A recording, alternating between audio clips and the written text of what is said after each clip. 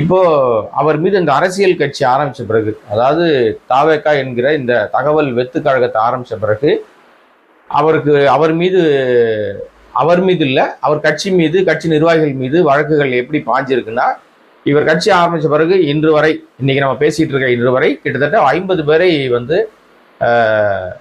அவரை வேடிக்கை பார்க்க வந்தவங்க செத்து போயிருக்காங்க, அவரை பார்க்க வந்தவங்க விபத்துல செத்து போயிருக்காங்க. எல்லா உயிரிழப்புகளும் கிட்டத்தட்ட ஒரு 50 பேர், 1/2 அடித்திருக்கிறார்.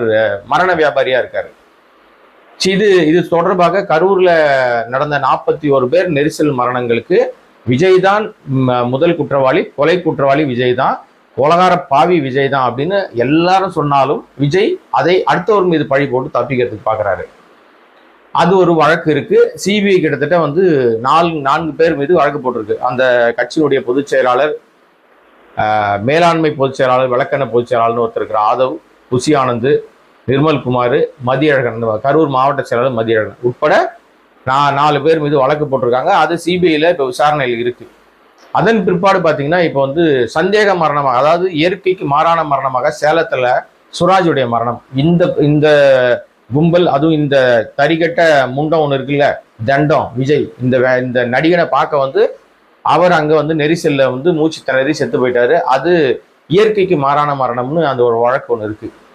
இதெல்லாம் பத்தாதுன்னு இப்போ தேசிய பாதுகாப்பு சட்டம்னு சொல்றதை விட வனவிலங்கு பாதுகாப்பு சட்டத்துல விஜய் மீது வழக்கு பதியலாம், விஜய் கைது செய்யப்படலாம்னு ஒரு புதிய சர்ச்சை ஒன்று உருவாயிருக்கு.